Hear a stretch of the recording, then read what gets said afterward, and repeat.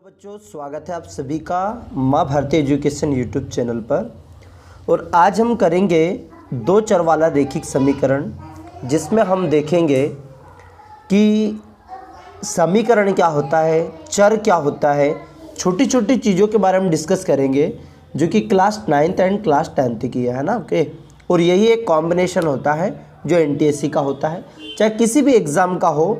यदि जिसमें दो चर वाला रैखिक समीकरण यदि आ रहा है, यानी कि उसमें कंप्लीट आपको रैखिक समीकरण के बारे में इंफॉर्मेशन होना चाहिए।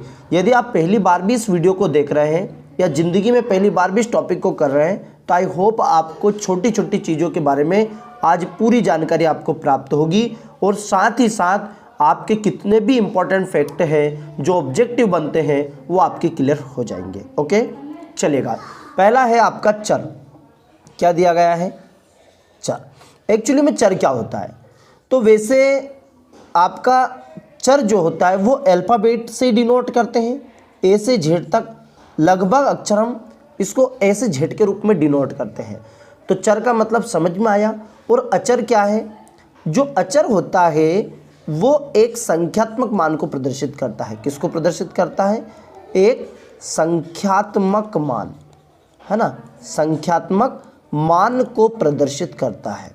ओके, क्लियर है ना, कि जो काउंट कर रहे हैं, है ना, उन वैल्यू को ये प्रदर्शित करेगा। और जो चर होता है ये किसको प्रदर्शित करता है? ए टू जेड तक। अब इनमें अंतर कैसे पता कर पाएंगे, किस तरीके से इनको कर पाएंगे, अब वो करते हैं। कभी कभी क्या रहता है, स्पष्टली बोल दिया है मैंने चर कि ए से जेड को रिप्रेजेंट करता है, लेकिन कभी कभी आपका समीकरण इस रूप में दे दिया, मान लीजिए ए एक्स और बी वाई। तो यहाँ क्या हुआ कि जो ए है, जहाँ लिख देगा वो कि ये ए है, ये अचर को इंडिकेट करेगा। किसको इंडिकेट करेगा? अचर को इंडिकेट करेगा। क्लियर है? चलेगा। तो चर और अचर का कॉन्सेप्ट आपका क्लियर आया। और दूसरी बात और भी बता देता हूँ आपको, याद रखने वाला पॉइंट जो बता देता हूँ कि जो चर और अचर का जो पॉइंट है वो इस तरीके से रहेगा, जैसे कि पहले नंबर का जो रहता है वो आपका अचर पॉइंट होता है और दूसरे नंबर का आपका चर होता है। जैसे मैंने लिखा, देखो ए पहले नंबर पे क्या हो गया आपका अचर और एक्स हो गया चर। ये अचर और ये चर। पहला वाला जो मान होगा वो आपका अचर होगा, दूसरा वाला चर होगा। आई होप यहाँ चर और अचर का कॉन्सेप्ट आपका समझ में आया होगा। चलिएगा, नेक्स्ट देख लेते हैं। उसमें लिखा है भाई गुणांक। एक्चुअली में गुणांक क्या होता है, अब गुणांक के बारे में डिस्कस करेंगे। ठीक है, अब गुणांक जो होता है, देखिएगा, कोई सी राशि जो गुणे में हो, मतलब ऐसा अंक जो गुणे में हो, गुणांक कहलाता है। जैसे मैंने लिख दिया 3x, तो भैया ये 3 क्या है? ये गुणांक है, क्योंकि x के गुणे में है ये, तो x के गुणे में है, वो गुणांक कहलाएगा। तो समझ में आया? मतलब एक ऐसा संख्यात्मक मान जो चर राशि के गुणे में हो, संख्यात्मक मान जो चर राशि के गुणे में हो, चर राशि के गुणे में हो। समझ में? ये अपनी डेफिनेशन में लिखा है, अपनी भाषा में लिखा है, ताकि आपको चीज़ें क्लियर हो। तो गुणांक किसे कहेंगे? एक ऐसा संख्यात्मक मान होता है जो चर राशि के गुणे में हो। क्लियर है? जैसे मैं यहाँ लिख देता हूँ कि 3x², तो x² का गुणांक क्या हो गया? 3 हो गया। क्लियर आया? चलेगा। अगला है आपका रेखिक। एक्चुअली में रेखिक क्या है? अब रेखिक बहुपद भी आता है, रेखिक समीकरण भी आता है। तो रेखिक का मतलब जो एक सरल रेखा हो, जो एक कैसी हो? सरल रेखा के रूप में हो। दूसरा कि जिसका मान जो होता है, यानी कि चर राशि की जो घात होती है, चर राशि की जो घात होती है वो 1 हो। कितनी हो? 1 हो। तो चर राशि की घात यदि 1 हो तो वो रेखिक हो जाएगा। क्या हो जाएगा? अब यदि रेखिक हो गया, अब आगे आती है बात समीकरण की। मैंने एक एक चीज़ों को स्पष्ट किया है, गुणांक क्या है, रेखिक क्या है एंड समीकरण क्या है। अब समीकरण का मतलब है, सिंपल सा याद रखना, यदि किसी भी, यानी कि कोई सा भी पद ले रहे हैं, यदि जिसमें बराबर का निशान आ जाए तो उसे समीकरण कहते हैं। भैया इसको इंग्लिश में इक्वेशन कहते हैं, आपको पता है क्या बोलते हैं इसको?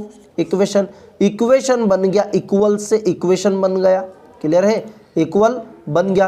गुणांक को इंग्लिश में कोएफिशिएंट बोलते हैं। क्या बोलते हैं? कोएफिशिएंट। रेखिक को बोलते हैं लीनियर। क्या बोलते हैं? लीनियर। तो दोनों चीज़ें क्लियर हुई आपकी कि रेखिक समीकरण, रेखिक क्या है, गुणांक क्या है, समीकरण क्या है। अभी हम टॉपिक पर नहीं आए हैं, केवल हम ऑन डिस्कस कर रहे हैं कि कौन कौन से टॉपिक हैं जो इनमें ज़रूरत लगेगी। करेक्ट है। अब देखो यहाँ चीज़ें क्लियर होगी।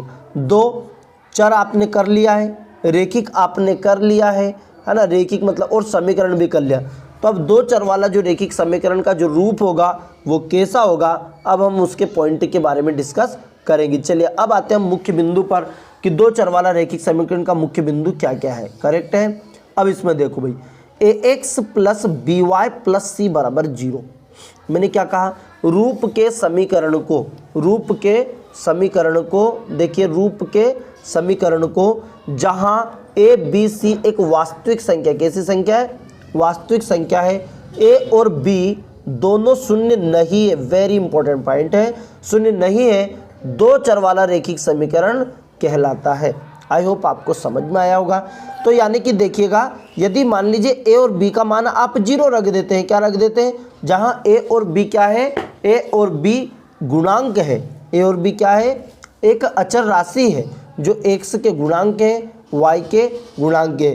तो यदि इनका मान आप 0 रख देते हैं तो ये तो 0 हो जाएगा, और 0 हो जाएगा तो ये क्या बच जाएगा? c, जो कि एक समीकरण नहीं बचेगा, रेखिक समीकरण नहीं बचेगा।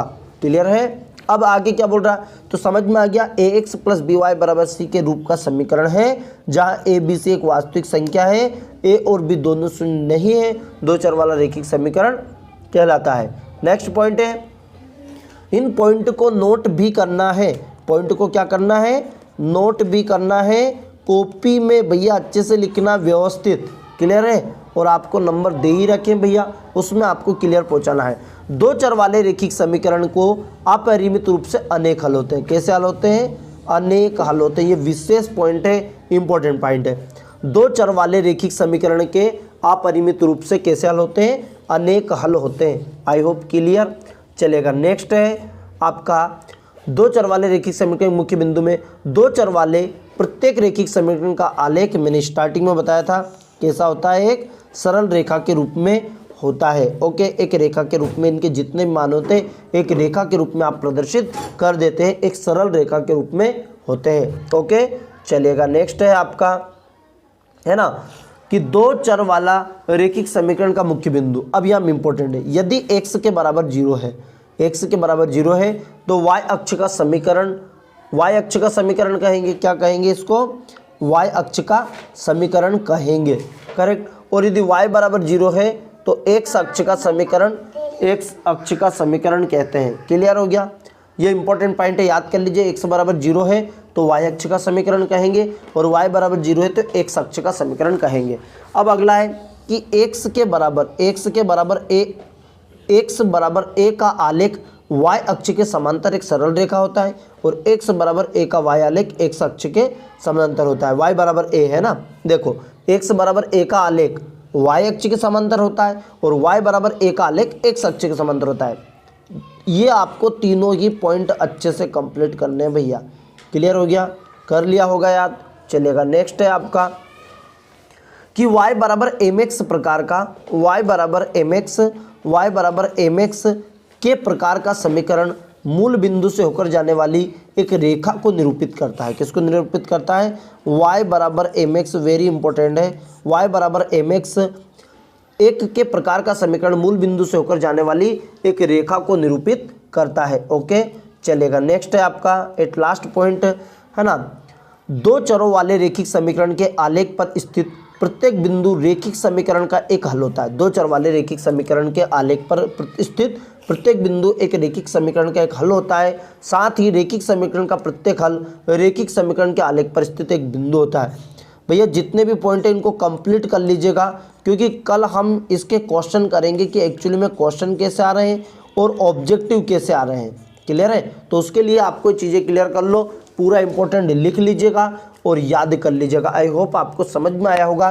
पूरे इंपॉर्टेंट पॉइंट को लिखना है, याद करना है, और जो आपका ऑफिस का नंबर दिया गया है उस पर सेंड भी करना है। ओके, चलेगा। तो यहाँ हमारा मुख्य इंपॉर्टेंट टॉपिक जिसे दो चर वाले रैखिक समीकरण कहेंगे ये आपका कंप्लीट हो गया। कल हम इसके क्वेश्चन लेंगे। आज इसका बेसिक चीज़ें थी वो आपको कंप्लीट करके नोट करके कंप्लीट कर लेना है। जय हिंद, जय मां भारती।